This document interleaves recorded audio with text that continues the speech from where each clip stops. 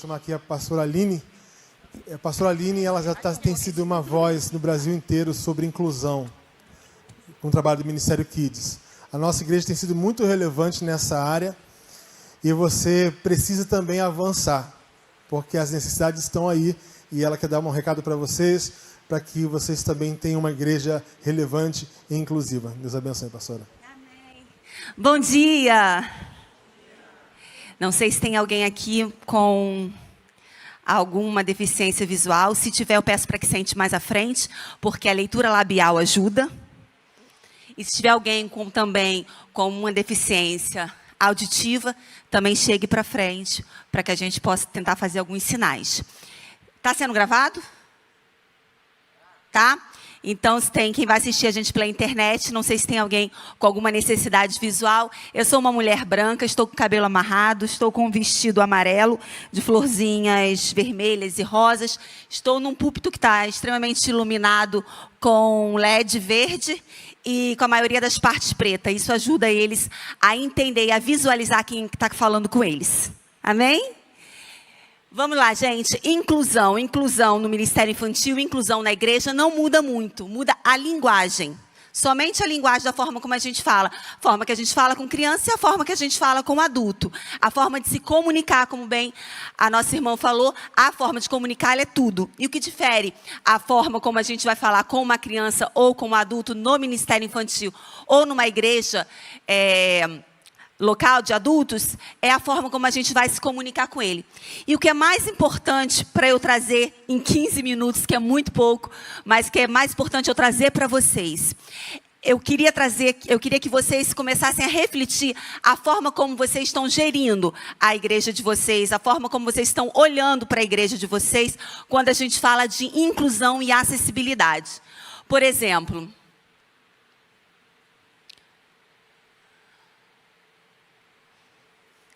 primeiro eu gostaria de falar com vocês sobre Isaías 56. Esses eu trarei ao meu santo monte, e lhes darei alegria em minha casa de oração. Seus holocaustos e demais sacrifícios serão aceitos em meu altar, pois a minha casa será chamada de casa de oração. De quem? De quem? Gente, sou pastora de criança, é assim mesmo, tem que repetir. De todos os povos. E será que nós estamos alcançando todos os povos? Será que o seu todo ele está limitado a uma faixa etária? Será que o seu todo está limitado a uma deficiência? Será que o seu todo está limitado a uma parte da igreja? Aline, eu não faço exclusão de ninguém. A inclusão vai muito além da exclusão, se você faz ou se você não faz. Sabe por quê? Por exemplo, talvez você, sem mesmo saber, por falta de conhecimento, eu sempre falo, gente, ninguém exclui dentro da igreja de Cristo. Eu não posso acreditar que dentro da igreja de Cristo alguém exclua. Não pode ser, não existe essa hipótese. Mas por falta de conhecimento, nós segregamos. Como é isso, Aline? Como é isso? Dentro da própria igreja, dentro do próprio ministério infantil, nós separamos as pessoas. Existe dentro do mesmo ambiente, existem as pessoas ali que são ditas como normais, que de normal ninguém tem nada, mas são ditas como normais. E temos as outras com deficiência no canto ali. Por exemplo, no Ministério Infantil eu falo muito. É você pegar aquele grupo de crianças autistas, que acontece, eu vou em muitas igrejas e ainda estão acontecendo isso. Elas conseguem receber todas as pessoas, mas por não saber lidar e se comunicar com elas, elas separam no mesmo ambiente. Você, pastor, você vai cuidar desse grupo aqui, tá? Esse grupo aqui com deficiência auditiva, esse grupo aqui para esse grupo aqui você vai colocar aqui, você vai cuidar deles. Isso chama segregar. É você deixar que todo mundo entre na sua igreja, convidar todos a entrarem, mas dentro você separa os grupos. E a gente acaba fazendo isso de forma muito natural, irmãos.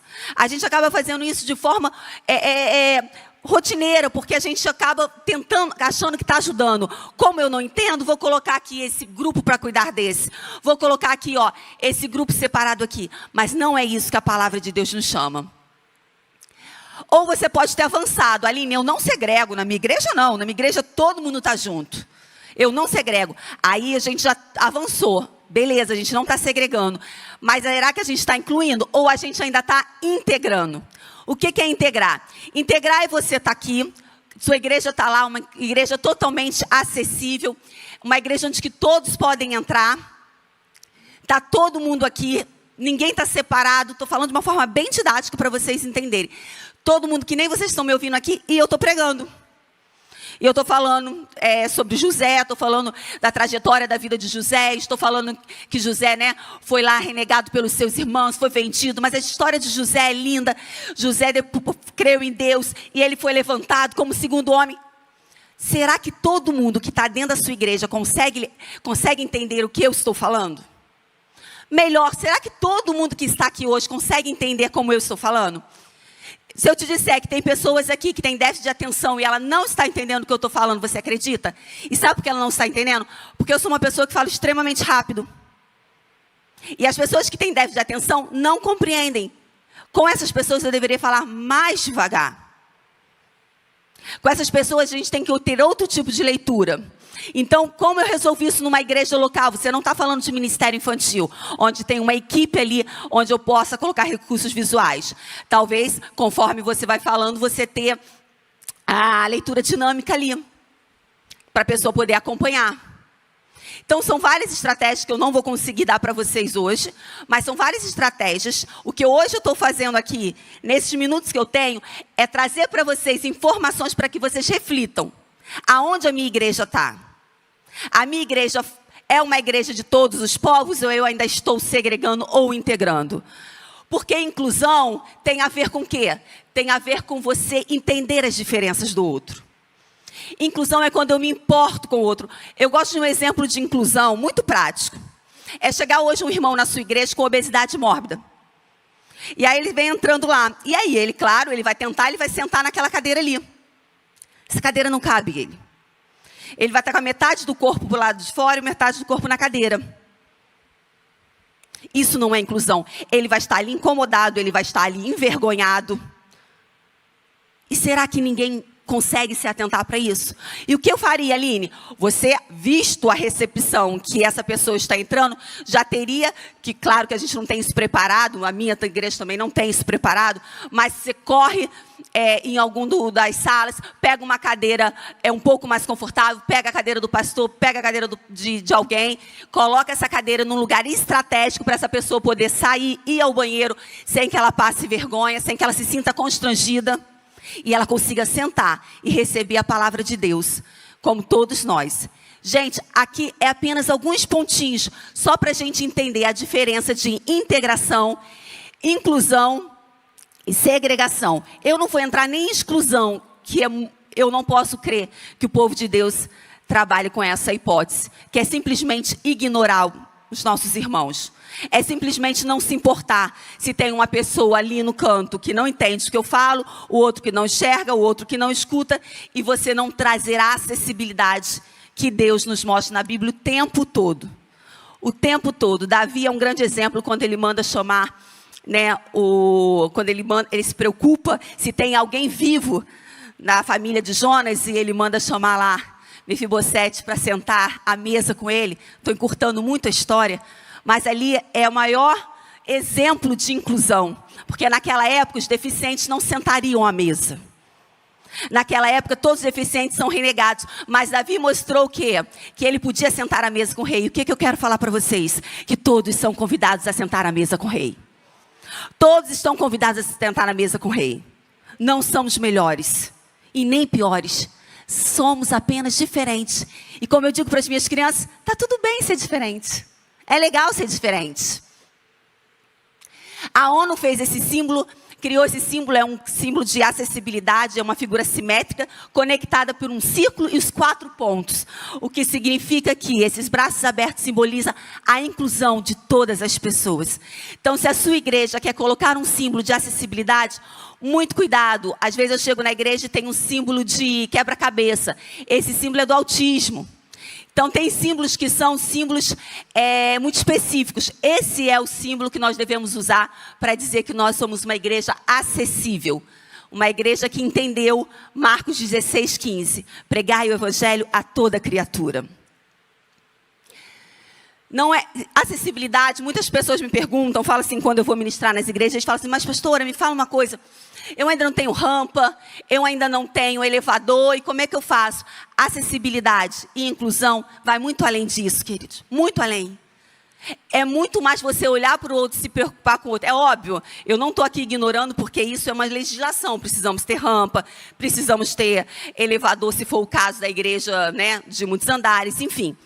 Mas eu quero te dizer que a acessibilidade vem da sensibilidade de você olhar para o outro, de você criar caminho para o outro, de você criar acesso ao outro, de fazer com que aquela pessoa se sinta bem na sua igreja, independente da sua condição. E agora eu queria, para fechar, eu não vou manter os meus 15 minutos, eu quero falar para você que muitas pessoas me questionam quando eu trago essa linguagem da inclusão tão clara e trazendo ela de forma tão tão simples, como se todo mundo conseguisse fazer e todo mundo consegue fazer sim. Mas algumas pessoas me questionam, e aqui eu estou diante de muitos pastores, eu gosto quando está assim, porque se alguém pensar diferente de mim, eu faço questão que vocês vão lá no meu WhatsApp, vão lá na minha rede social, pode me chamar no privado e falar, pastora, está aqui ó, a palavra de Deus que você não achou. Porque algumas pessoas me questionam por que eu prego tanto sobre inclusão para crianças e para adultos e para deficientes, se por acaso alguns deles não têm consciência, não têm o intelectual, não têm o cognitivo tão apurado como o nosso, será que eles não estão salvos? Será que as crianças autistas não estão salvos porque eles têm um cognitivo comprometido? E aí é onde eu falo, eu não achei nenhum lugar na Bíblia, se alguém tiver uma passagem onde diz que essas pessoas e essas crianças estão salvos pela graça de Deus, me passem, eu não conheço. Eu só conheço Marcos 16:15, pregue o evangelho para toda criatura. E aí eu faço por obediência. Mas se ele não entender, não depende de mim, até porque o entendimento não vem do homem, vem de Deus. Nem quando eu estou pregando para você, esse entendimento não passa de mim para você, ele vem do alto para você. Então não depende da gente. Então a gente faz a nossa parte, a gente prega. E Deus traz a sabedoria através da sua graça. Mas digamos que sim, digamos que esses irmãos estejam certos, como eu já fui interrogada na internet. Digamos que sim, que a graça de Deus virá sobre esses que não têm entendimento. Que a graça de Deus virá sobre essas crianças, esses adultos que não compreendem. E eles serão salvos. Bom, se essa for a verdade, eu quero te perguntar, será que as famílias dessas pessoas, dessas crianças, elas também serão salvas pela graça? Porque deixa eu terminar te contando uma história. Um dia eu estava no Ministério Infantil, estava lá perto da porta, e eu vi um pai chegando, e ele chegou, aí abriu a porta e falou, mandaram chamar meu filho. Aí eu falei, qual o nome dele? Ele falou, o nome do filho. Eu falei, se me dá uns minutinhos, ele tá. Eu corri, procurei a criança, estava com a líder, tem uns 5 anos. E eu falei, o que houve? Ela falou assim, ele está muito inquieto, ele não está conseguindo parar, ele já gritou e eu não consegui fazer nada e chamei o pai para entender o que está acontecendo. Falei, você espera um pouquinho, eu vou voltar lá e eu já volto aqui para ficar com você. Ela, tá bom. Voltei e falei para esse pai assim, paizinho, tá tudo bem. A líder não conhecia o seu filho, mas eu já vou ficar com ele. Fica tranquilo, volta lá para o seu culto, assiste, no final vou esperar você aqui com ele. Aí ele todo desconfiado, tem certeza? Eu falei, tenho certeza. Porque esses pais, eles são muito desconfiados, né? A criança era autista. Eles são muito desconfiados. Então, se você, por exemplo, se eu andar com uma criança por aqui, autista no meio da igreja, e os pais verem, eles já vêm atrás de mim e falam assim, o que aconteceu? Sempre acha que eu vou ter algo ruim para falar. Porque eles estão machucados. Então, esse pai voltou para cá muito sem entender, mas ele voltou. E eu fui lá, usei algumas técnicas. 5 anos atrás, eu ainda não sabia o que eu sei hoje. Então, foi mais difícil conter aquela criança, tal, mas enfim. Quando chegou no final do culto, como prometido para o pai, eu peguei a criança e fiquei. E fiquei com ele ali. E o pai chegou e ele falou, eu falei assim, olha, eu queria te dizer que foi uma bênção. Eu queria te dizer que nós ministramos na vida dele, que ele ouviu o louvor, que ele ouviu a palavra, e eu creio que a palavra entrou. Quando eu comecei a falar com esse pai começou a chorar. Mas esse pai, ele não chorou, porque quando a gente fala de choro, aquela emoção, que a lágrima desce. Ele chorava de soluçar. E ele estava tão emocionado que ele queria me abraçar. E aqui na nossa igreja a gente é muito assim, né? Homem e mulher. E eu meio que fazendo assim, e ele querendo me abraçar. Mas eu vi a emoção daquele pai. Quando ele conseguiu se acalmar, ele falou talvez uma das frases mais difíceis que eu ouvi na minha vida. Ele falou, essa era a última oportunidade que eu dava para a igreja. Eu já passei por 3 igrejas e nenhuma delas aceitou meu filho. Quando o nome do meu filho apareceu no telão lá, eu já falei, acabou, para mim já deu. E agora você traz aqui, dizendo que ele foi ministrado, que ele ouviu, eu estou sem saber o que falar.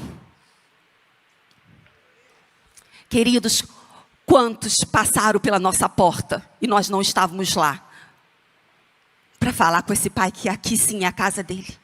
Ainda que haja salvação para os que não entendem, ainda que houvesse salvação para as crianças, o qual eu não acredito porque não é bíblico, ainda que houvesse pela graça de Deus, será que o Senhor também vai alcançar essas famílias na casa deles?